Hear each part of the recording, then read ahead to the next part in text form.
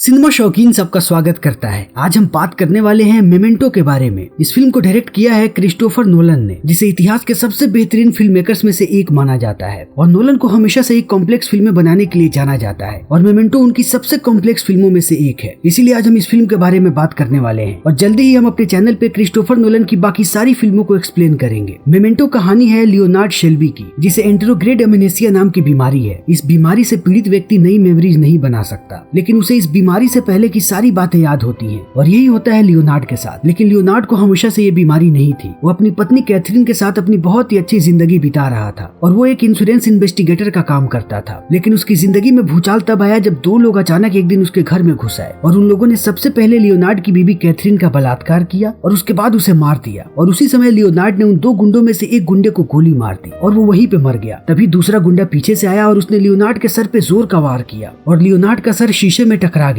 और तब से उसे एंटेरोग्रेड अमेनेसिया की बीमारी हो गई। लेकिन लियोनार्ड को पुरानी सारी बातें याद थी, इसीलिए वो चाहता था कि उसकी पत्नी को इंसाफ मिले और उस दूसरे गुंडे को पकड़ा जाए और उसे सजा दी जाए। लेकिन पुलिस वालों ने लियोनार्ड की बात पे कभी भी भरोसा नहीं किया कि वहाँ पे कोई दूसरा आदमी भी था, क्योंकि पुलिस वालों को लियोनार्ड और उसकी मानसिक अवस्था पे बिल्कुल भी विश्वास नहीं है। इसीलिए पुलिस वाले इस केस को खारिज कर देते हैं। लेकिन लियोनार्ड अपनी पत्नी का बदला लेना चाहता है, इसीलिए वो खुद कातिल की खोज में निकल जाता है। लेकिन लियोनार्ड का दिमाग हर एक 15 मिनट पे रीसेट हो जाता है और उसकी सारी नई मेमोरीज खत्म हो जाती है और उसे तब तक की बात याद रहती है जब तक उसके सर पे चोट नहीं लगी थी। इसीलिए अपनी सारी नई यादों को बचा करके रखने के लिए उसने एक नया रास्ता इख्तियार किया है। उसने अपने पूरे शरीर पे टैटू बनवाए हैं और सारी जरूरी बातें उसने अपने शरीर पे लिख रखे हैं और उसके साथ साथ वो अपनी जरूरत की चीजें और जरूरत के लोगों की तस्वीरें रखता है और उन तस्वीरों के नीचे वो नोट्स लिख करके रखता है कि ये आदमी या फिर ये चीज किस काम के लिए है। और लियोनार्ड इन्हीं सारी चीजों की सहायता से अपने खोज को जारी रखता है और थोड़े वक्त के बाद उसे पता लगता है कि उस दूसरे व्यक्ति का नाम है जॉन जी या फिर जेम्स जी और अब इसकी जिंदगी का एक ही मकसद है कि वो उस आदमी को ढूंढे और मार दे। कहानी की शुरुआत होती है और हम लियोनार्ड को देखते हैं और अभी उसके हाथ में बंदूक है और उसने किसी को गोली मारी है। और अब यहाँ से एक कहानी रिवर्स में जाने लगती है, यानी कि पीछे। और इस कहानी के साथ साथ हमें एक और कहानी देखने को मिलती है जो कि आगे जा रही होती है और इन दोनों कहानियों को अलग अलग दिखाने के लिए फिल्म मेकर्स ने कलर्स का इस्तेमाल किया है। जो कहानी रिवर्स में आ रही होती है वो कहानी हमें कलर सीक्वेंस में देखने को मिलती है और जो कहानी फॉरवर्ड में जा रही होती है वो कहानी हमें ब्लैक एंड व्हाइट में देखने को मिलती है। और ये चीज इस फिल्म को और भी ज्यादा कॉम्प्लिकेटेड बना देती है। इसीलिए हम इस फिल्म को समझने के लिए इस फिल्म की कहानी को लीनियर वे में समझेंगे, यानी कि शुरू से अंत की तरफ। क्योंकि अभी हमने लियोनार्ड को देखा है, उसने किसी को गोली मारी है, ये फिल्म का अंत है। और आखिर लियोनार्ड यहाँ तक कैसे पहुँचा और उसने अभी किसे मारा है, अब हम उसके बारे में जानेंगे। लियोनार्ड की खोज की शुरुआत होती है एक मोटेल रूम के कमरे से, जहाँ उसे किसी आदमी का फोन आता है और जब लियोनार्ड इस आदमी से बात कर रहा होता है तब वो बताता है कि वो पहले इंश्योरेंस इन्वेस्टिगेटर का काम करता था और यहीं पे लियोनार्ड को अपने हाथ की टैटू दिखती है जिसपे उसने लिखा है कि सैमी जेनकिंस को याद रखना। और यहाँ पे हमें सैमी की कहानी देखने को मिलती है। सैमी का भी एक एक्सीडेंट हुआ था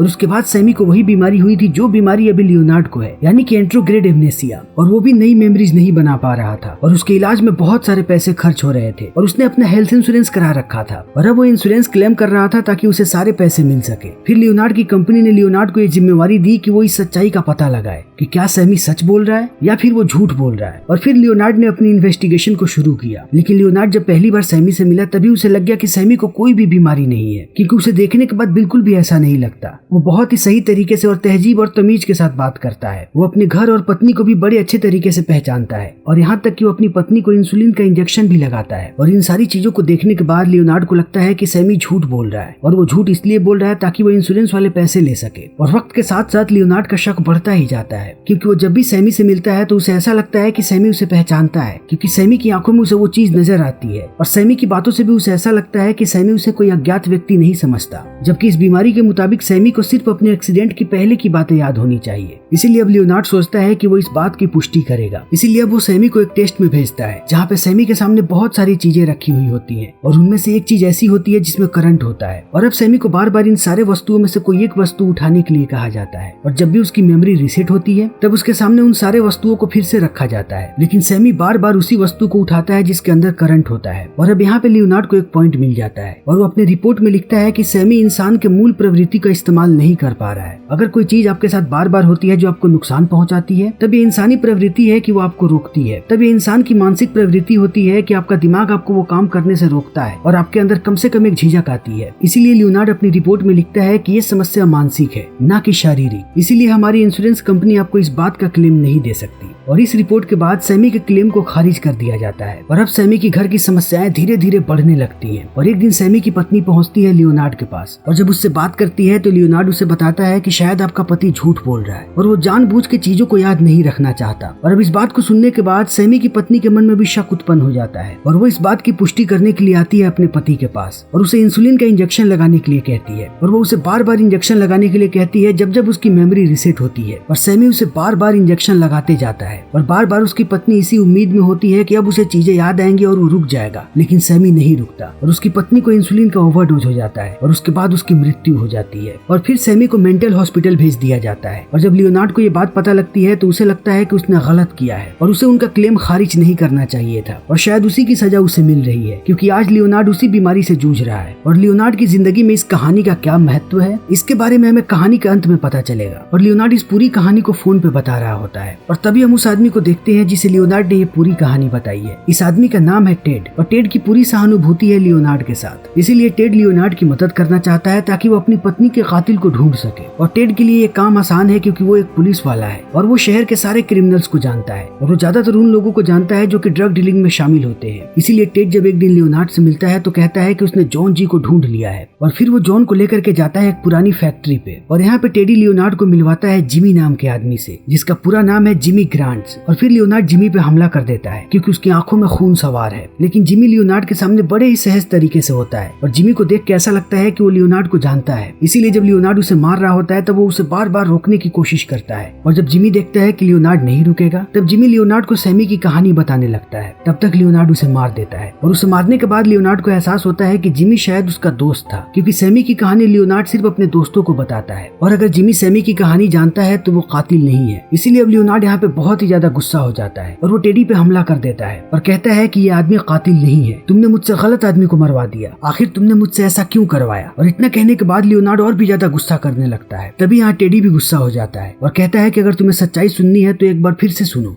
जिमी तुम्हारी पत्नी का कातिल नहीं था, बल्कि 1 साल पहले ही तुमने असली जॉन जी को मार दिया है और उसमें मैंने तुम्हारी ही मदद की थी। और इतना कहने के बाद वो लियोनार्ड को उसकी एक तस्वीर दिखाता है जिसमें वो बहुत ही ज्यादा खुश नजर आ रहा होता है। और टेडी कहता है कि तुम्हें याद है कि तुम आखिरी बार इतना खुश कब हुए थे? मैंने तुम्हारी मदद की थी ताकि तुम अपनी पत्नी का बदला ले सको, लेकिन उसके बाद भी तुम्हारा मन नहीं भरा, तुम्हारी सारी यादें फिर से गायब हो गयी और तुम्हें बस एक ही बात याद थी कि तुम्हारी पत्नी का किसी ने खून किया है और तुम्हें उसका बदला लेना है। और फिर से तुम बदले की आग में जलने लगे और यहाँ वहाँ घूमने लगे। इसीलिए मैंने तुम्हें फिर से जीने की एक नई उम्मीद दी। लेकिन अब लियोनार्ड इस बात को नहीं समझ पाता है कि आखिर टेडी ने जिमी को क्यों मरवाया। सिर्फ उसके नाम का ही कारण काफी नहीं था कि जिमी का नाम था जिमी ग्रांट्स, जिसे जॉन जी भी कह सकते हैं। इसीलिए जब लियोनार्ड इस बारे में सोचता है तो उसे पता लगता है कि टेडी उसका फायदा उठा रहा था और उसने जानबूझ के जिमी को इससे मरवाया, क्योंकि जिमी के पास यहाँ पे बहुत सारे पैसे हैं और एक शानदार गाड़ी भी है। इसीलिए अब लियोनार्ड को समझ में आ जाता है कि टेडी उसका फायदा उठा रहा है। फिर अपनी मेमोरी जाने से पहले लियोनार्ड यहाँ पे एक अलग प्लान बनाता है। फिर वो अपने कपड़े निकाल के जिमी के कपड़े पहन लेता है और जिमी के सारे पैसों को उसकी गाड़ी में रखता है और उस गाड़ी की तस्वीर खींचता है जिसके नीचे वो नोट लिखता है कि ये मेरी गाड़ी है। और उसके साथ साथ वो टेडी के तस्वीर के नीचे लिखता है कि ये आदमी झूठा है और कभी भी इसकी बातों पे विश्वास नहीं करना। और वो टेडी की गाड़ी का नंबर भी नोट कर लेता है ताकि वो इसकी गाड़ी के नंबर प्लेट का टैटू बनवा सके, क्योंकि लियोनार्ड चाहता है कि टेडी उसका अगला टारगेट बने। और ये सब करने के बाद लियोनार्ड अपनी गाड़ी से यहाँ से निकल जाता है। तब तक उसकी मेमोरी रिसेट हो जाती है और लियोनार्ड को अपने हाथ में एक नोट मिलता है जिसपे उसने टेडी की गाड़ी का नंबर लिखा है और उसके साथ साथ ये भी लिखा है कि इसका टैटू करवाना है। और अब जिमी इस नंबर का टैटू बनवाता है। तभी उसे अपने कोट की जेब में कोई चीज मिलती है और जब वो उसे बाहर निकालता है तो उसे पता लगता है कि ये एक बार का कार्ड है और इस कार्ड के पीछे नेटली नाम की लड़की ने लिखा है कि वो जल्दी से बार में आए। और नेटली नाम की लड़की ने अपने बॉयफ्रेंड को बुलाया था, यानी जिमी को। और लियोनार्ड को ये कार्ड इसलिए मिला क्योंकि उसने भी जिमी के कपड़े पहन रखे हैं, लेकिन लियोनार्ड को ये कोई भी बात याद नहीं। इसीलिए उसे लगता है कि नेटली ने उसे ही बुलाया है। और अब लियोनार्ड पहुंचता है उसी बार में जहाँ पे नेटली काम करती है। और जैसे ही लियोनार्ड क्लब के बाहर जाता है और नेटली इस गाड़ी को देखती है तो उसे लगता है कि जिमी आ गया। और जब नेटली गाड़ी के पास पहुंचती है तो देखती है कि गाड़ी में जिमी नहीं है, बल्कि जिमी के कपड़े इस आदमी ने पहन रखे हैं और वो उसकी गाड़ी में भी बैठा है। इसीलिए नेटली समझ जाती है कि यहाँ पे जरूर कुछ गड़बड़ है और जिमी के साथ शायद कुछ भी हो सकता है, वो शायद मर भी चुका होगा। तभी उसके कपड़े किसी और आदमी ने पहने हैं और उसकी गाड़ी भी ले ली है। और अब जब नेटली जिमी से बात करती है तो उसे पता लगता है कि लियोनार्ड वही आदमी है जिसके बारे में जिमी बात किया करता था कि इसे एक बीमारी है जिस बीमारी के कारण ये हर एक 15 मिनट में सारी चीजें भूल जाता है। इसीलिए नेटली खुद इस बात की पुष्टि करती है। वो लियोनार्ड के सामने ही उसके ड्रिंक में थूकती है और जब उसे पता लगता है कि लियोनार्ड की मेमोरी रीसेट हो गई है तब वो उसे वही ड्रिंक देती है और लियोनार्ड उसे पी भी लेता है और नेटली को इस बात की पुष्टि हो जाती है कि सच में ये आदमी हर एक 15 मिनट में सारी चीजों को भूल जाता है। इसीलिए नेटली अब लियोनार्ड का फायदा उठाने की कोशिश करती है क्योंकि जो पैसे जिमी के पास थे वो पैसे जिमी डॉड नाम के एक आदमी को देने वाला था, लेकिन अब जिमी गायब है और नेटली को समझ में नहीं आ रहा कि आखिर वो इन पैसों को कैसे दे। इसीलिए वो लियोनार्ड का फायदा उठाना चाहती है क्योंकि उसे शक है कि वो सारे पैसे लियोनार्ड के पास है। इसीलिए वो बार बार लियोनार्ड की बीमारी का फायदा उठाने लगती है और लियोनार्ड को ऐसा महसूस करवाती है कि ये दोनों एक दूसरे को बहुत दिनों से जानते हैं। और फिर वो लियोनार्ड को अपने घर लेकर के जाती है और नेटली को ये बात भली भांति पता है कि हर एक 15 मिनट के बाद लियोनार्ड अपने लिए नोट्स लिखता है। इसीलिए वो सबसे पहले अपने घर में से सारे कलम्स को गायब करती है और अब नेटली चाहती है कि लियोनार्ड कैसे भी उसे पीटे। इसीलिए वो लियोनार्ड को बहुत ही भली बुरी बातें कहती है और लियोनार्ड को मजबूर कर देती है कि लियोनार्ड उसे मारे और अंत में लियोनार्ड उस पे हाथ छोड़ ही देता है। फिर नेटली जाकर के गाड़ी में बैठ जाती है और वो घड़ी में वक्त देख रही होती है कि कब लियोनार्ड की मेमोरी रीसेट होगी और तब तक लियोनार्ड घर में कलम ढूंढ रहा होता है ताकि वो नेटली के बारे में चीजें लिख सके, लेकिन उसे पूरे घर में कोई कलम नहीं मिलती क्योंकि नेटली ने सारे पेन्स को पहले ही छुपा दिया है क्योंकि उसे इस बारे में पता था। और अब जैसे ही 15 मिनट का वक्त बीतता है और लियोनार्ड अपनी सारी चीजें भूल जाता है, उसी वक्त नेटली फिर से घर में वापस आती है और नेटली की हालत देखने के बाद लियोनार्ड पूछने लगता है कि आखिर तुम्हें क्या हुआ है और नेटली कहती है कि ये तुम पूछ रहे हो कि मुझे क्या हुआ है, तुम्हें भली भांति पता है कि डॉड ने मुझे मारा है क्योंकि तुमने मुझे डॉड के पास भेजा था और अब वो जल्दी ही तुम्हें भी मारने वाला है। और अब इतना कहने के बाद नेटली लियोनार्ड को डॉड की सारी जानकारी देती है और उसे एड्रेस भी बताती है कि डॉड उसे कहाँ पे मिलेगा। और अब लियोनार्ड जैसे ही यहाँ से बाहर निकलता है डॉड उसके पीछे लग जाता है क्योंकि डॉड को लगता है कि इस गाड़ी के अंदर जिमी है और उसे जिमी से बहुत सारे पैसे लेने हैं या फिर उसे कैसे भी पता लगाना है कि आखिर जिमी कहाँ पे है। इसीलिए वो बार बार लियोनार्ड पे हमला करने लगता है। लियोनार्ड भागता जाता है और डॉड उस पे हमला करता जाता है, लेकिन अंततः लियोनार्ड बच जाता है और तब वो निश्चय करता है कि वो डॉड को मारेगा और वो नेटली के बताए हुए एड्रेस पे पहुंचता है। लेकिन जैसे ही वो घर के अंदर दाखिल होता है वो भूल जाता है कि आखिर वो यहाँ पे क्यों आया हुआ है और लियोनार्ड को लगने लगता है कि ये उसका घर है। इसीलिए लियोनार्ड यहाँ पे नहाने लगता है। तभी नहाते वक्त उसे घर में किसी के आने की आहट सुनाई पड़ती है और जैसे ही लियोनार्ड बाहर देखता है वो देखता है कि उसके सामने डॉड है और अब इससे पहले कि लियोनार्ड कुछ समझता डॉड उस पे हमला कर देता है और यहाँ पे ये दोनों लोग लड़ने लगते हैं और बहुत देर की लड़ाई के बाद लियोनार्ड डॉड को बेहोश कर देता है और उसे बाथरूम में ही बंद कर देता है। और बंद करने के बाद वो जैसे ही बेडरूम में जाता है लियोनार्ड फिर से सारी चीजें भूल जाता है और वो बेडरूम में आराम करने लगता है। और थोड़ी देर के बाद जैसे ही उसकी आंख खुलती है वो बाथरूम में आने के बाद डॉड को देखता है और वो समझ नहीं पाता है कि ये आदमी कौन है। इसीलिए वो डॉड से पूछता है कि तुम कौन हो और यहाँ तक कैसे आए और तुम्हारी ये हालत किसने की। तब डॉड यहाँ पे अपने बारे में बताता है कि उसका नाम डॉड है और इस बात को सुनने के बाद लियोनार्ड अपने सारे फोटोज और नोट्स को बाहर निकालता है और डॉड के बारे में जानकारी ढूंढने लगता है। तभी उसे नेटली का नोट मिलता है जिसमें उसने लिखा है कि डॉड को मारना है, वो भी नेटली के लिए। लेकिन अब लियोनार्ड को नेटली के बारे में भी कुछ भी याद नहीं और लियोनार्ड इसे क्यों मारे उसे समझ में नहीं आ रहा। तभी उसे अपने नोट में टेडी के बारे में पता चलता है और वो यहाँ पे टेडी को बुलाता है और जब टेडी यहाँ पे आता है तो लियोनार्ड उसे पूरी बात बताता है और अब टेडी कहता है कि इसे मारने की जरूरत नहीं है, उसके बदले हम इसे शहर से बाहर भेज देंगे। और इतना कहने के बाद टेडी डॉड को बहुत ही ज्यादा डराता है और अंत में डॉड मान जाता है कि वो इस शहर को छोड़ करके चला जाएगा। और डॉड के किस्से को सुलझाने के बाद अब लियोनार्ड पहुंचता है नेटली के पास क्योंकि नेटली ने ही डॉड को मारने के लिए कहा था। और जब लियोनार्ड यहाँ पे नेटली से पूछता है कि आखिर तुमने उसे मारने के लिए मुझे क्यों कहा, तब नेटली बताती है कि तुम मेरे दोस्त हो और तुम बस मेरी मदद कर रहे थे क्योंकि अगर तुम उसे नहीं मारते तो वो मुझे मार देता। लेकिन अब मैं तुम्हारी वजह से आजाद हो चुकी हूँ और तुमने मेरी मदद की, अब मैं भी तुम्हारी मदद करना चाहती हूँ। मैंने तुम्हारे शरीर पे एक गाड़ी का नंबर देखा है और अगर तुम चाहो तो मैं उस गाड़ी के मालिक का पता लगवा सकती हूँ। और लियोनार्ड भी इस बात के लिए मान जाता है और अब नेटली इस काम में जुड़ जाती है और थोड़े दिनों के बाद वो फिर से लियोनार्ड से मिलती है और कहती है कि मैंने गाड़ी के मालिक के बारे में पता लगा लिया है, उसका नाम है जॉन एडवर्ड गेमल। और इस नाम को सुनते ही लियोनार्ड अंदाजा लगाता है कि जॉन एडवर्ड गेमल यानी कि जॉन जी, और वो समझ जाता है कि यही आदमी उसकी पत्नी का कातिल है। और जब लियोनार्ड उस आदमी की तस्वीर देखता है तो उसे पता लगता है कि ये टेडी ही है। और अब लियोनार्ड एक बार बदला लेने के लिए फिर से तैयार हो जाता है और टेडी का नाम बताने में नेटली को बहुत ही ज्यादा खुशी हुई है क्योंकि नेटली को कहीं ना कहीं पता है कि जिमी के मौत में टेडी का भी हाथ है। इसीलिए उसे इस बात की खुशी है कि लियोनार्ड का अब अगला टारगेट टेडी है। इसीलिए वो अपने सारे फोटोज में से टेडी की तस्वीर बाहर निकालता है जिसपे उसने लिख रखा है कि यह आदमी झूठा है